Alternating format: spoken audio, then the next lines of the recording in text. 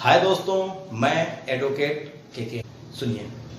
हम भारत के लोग भारत को एक संपूर्ण प्रभुत्व संपन्न समाजवादी पंथ निरपेक्ष लोकतंत्रात्मक गणराज्य बनाने के लिए तथा उसके समस्त नागरिकों को सामाजिक, आर्थिक और राजनैतिक न्याय, विचार, अभिव्यक्ति, विश्वास, धर्म और उपासना की स्वतंत्रता, प्रतिष्ठा और अवसर की समता प्राप्त कराने के लिए तथा उन सब में व्यक्ति की गरिमा और राष्ट्र की एकता और अखंडता सुनिश्चित करने वाली बंधुता बढ़ाने के लिए दृढ़ संकल्प होकर अपनी इस संविधान सभा में आज तारीख 26 नवंबर 1949 ईस्वी मिति मार्गशीर्ष शुक्ला सप्तमी संवत 2006 विक्रमी को एदत्त द्वारा इस संविधान को अंगीकृत, अधिनियमित और आत्मार्पित करते हैं।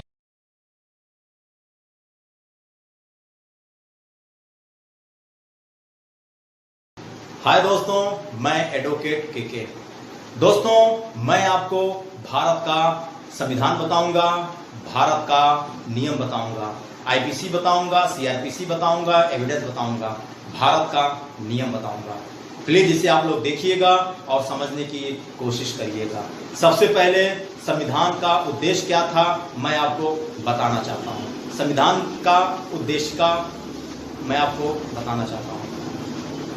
हम भारत के लोग भारत को एक संपूर्ण प्रभुत्व संपन्न समाजवादी पंथ निरपेक्ष लोकतंत्रात्मक गणराज्य बनाने के लिए तथा उसके समस्त नागरिकों को सामाजिक, आर्थिक, राजनैतिक न्याय, विचार, अभिव्यक्ति, विश्वास, धर्म और उपासना की स्वतंत्रता, प्रतिष्ठा और अवसर की समता प्राप्त कराने के लिए तथा उन सब में व्यक्ति की गरिमा और राष्ट्र की एकता और अखंडता सुनिश्चित करने वाली बंधुता बढ़ाने के लिए दृढ़ संकल्प होकर अपनी इस संविधान सभा में आज 26 नवंबर 1949 ईस्वी मिति मार्गशीर्ष शुक्ला सप्तमी संवत 2006 विक्रमी को एदत्त द्वारा इस संविधान को अंगीकृत, अधिनियमित और आत्मार्पित करते हैं।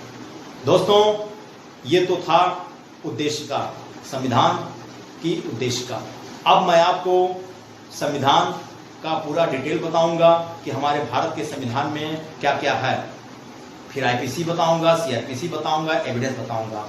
समय समय पे मैं आपको भारत का नियम बताता रहूंगा। प्लीज इसे आप लोग देखिएगा और समझने की कोशिश करिएगा।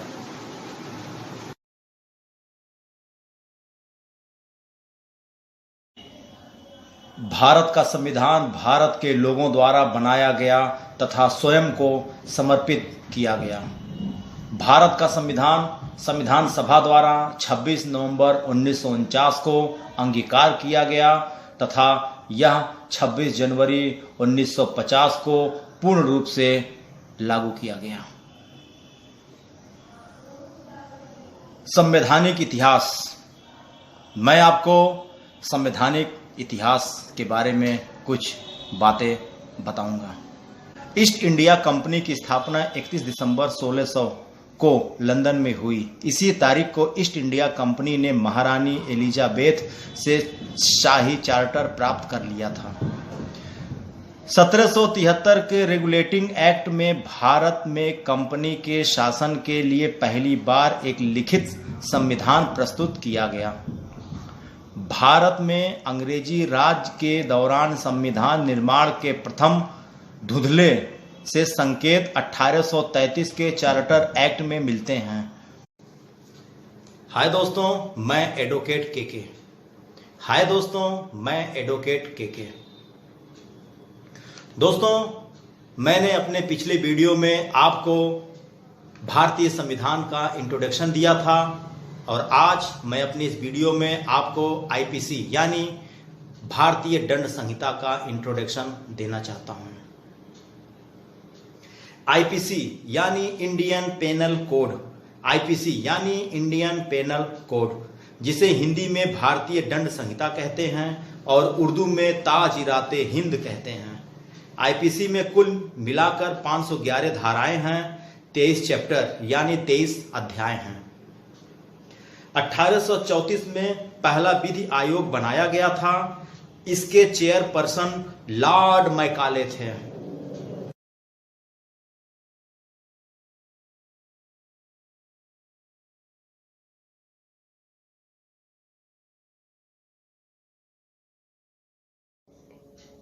संवैधानिक इतिहास। संवैधानिक इतिहास। ईस्ट इंडिया कंपनी की स्थापना 31 दिसंबर 1600 को लंदन में हुई। इसी तारीख को ईस्ट इंडिया कंपनी ने महारानी एलिजाबेथ से शाही चार्टर प्राप्त कर लिया था।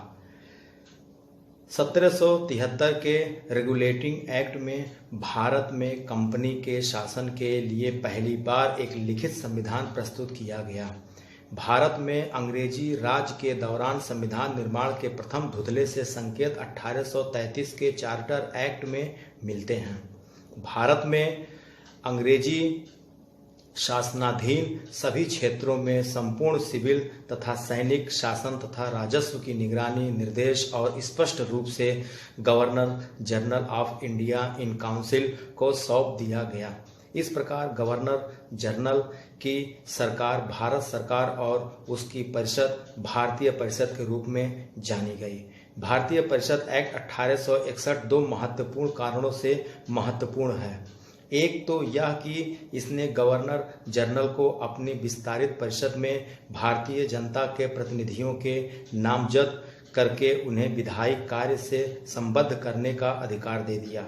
दूसरा यह कि इसने गवर्नर जनरल की परिषद की विधायी शक्तियों का विकेंद्रीकरण कर दिया तथा उन्हें बंबई तथा मद्रास की सरकारों ने निहित कर दिया।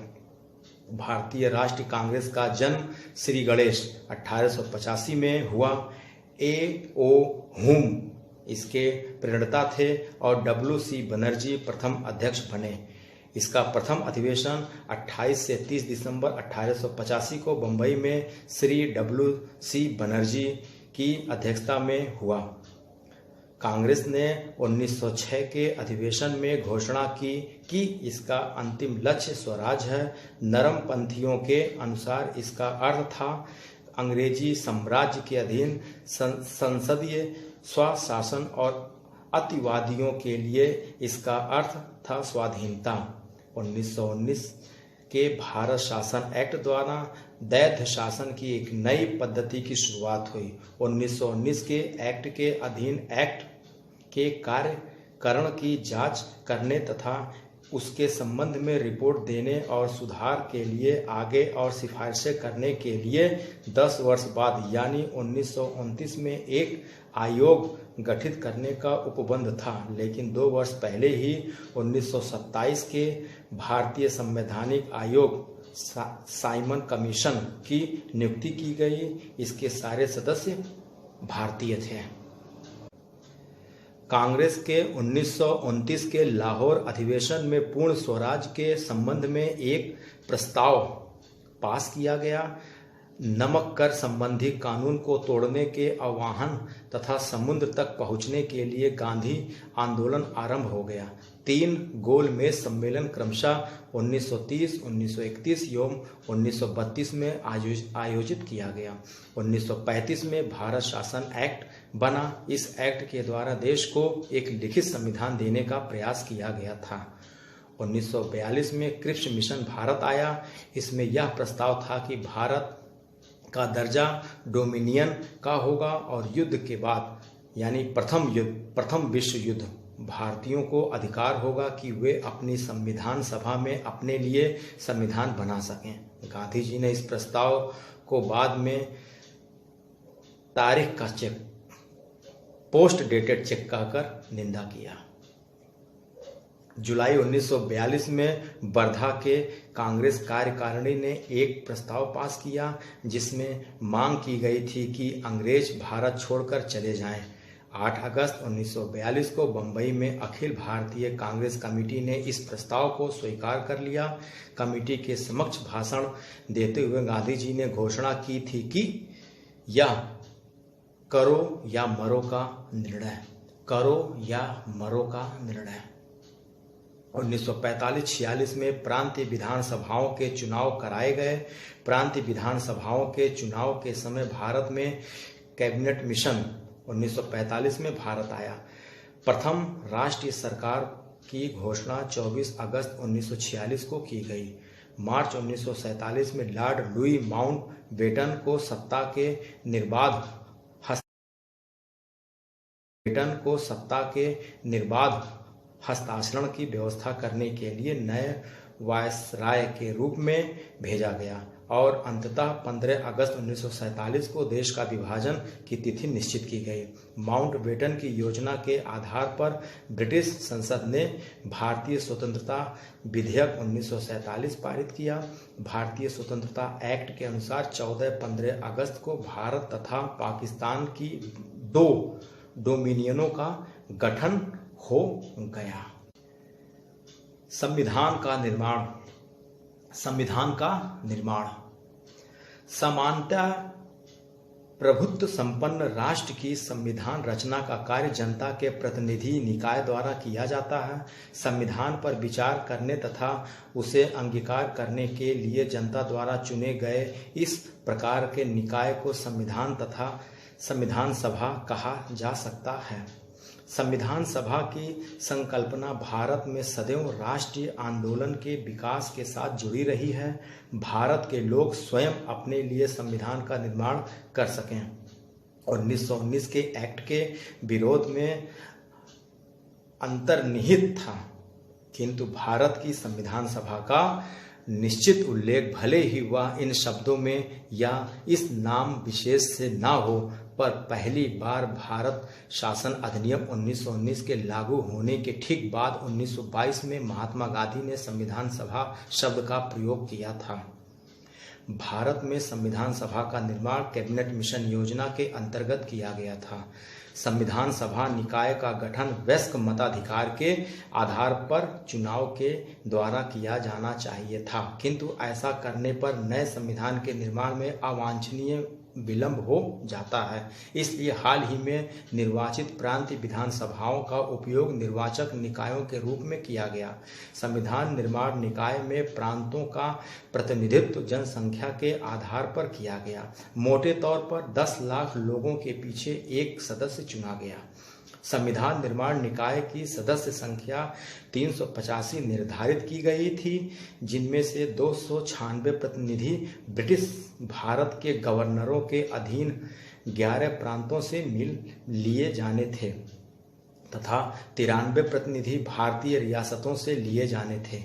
ब्रिटिश भारत के प्रांतों को आवंटित 296 स्थानों के चुनाव जुलाई अगस्त 1946 तक पूरे कर लिए गए थे। भारत का स्वतंत्रता के पूर्ण भारत का संविधान सभा कैबिनेट मिशन योजना के अधीन थी और वह एक प्रभुसत्ता संपन्न निकाय नहीं थी। 14-15 अगस्त 1947 को देश के विभाजन तथा उसकी स्वतंत्रता के साथ ही भारत की संविधान तथा कैबिनेट मिशन योजना के बंधनों से मुक्त हो गई और एक पूर्णतः प्रभुसत्ता संपन्न निकाय तथा देश में ब्रिटिश संसद के पूर्ण प्राधिकार तथा उसकी सत्ता की पूर्ण उत्तराधिकारी बन गई। संविधान का विधिवत उद्घाटन 9 दिसंबर 1946 को हुआ। डॉक्टर सच्चिदानंद सिन्हा को संविधान सभा का अस्थायी अध्यक्ष चुना गया। 11 दिसंबर 1946 को संविधान सभा के सदस्यों द्वारा डॉक्टर राजेंद्र प्रसाद को संविधान सभा का स्थायी अध्यक्ष चुना गया तथा उन्हीं की अध्यक्षता में संविधान निर्माण की प्रक्रिया आरंभ हुई।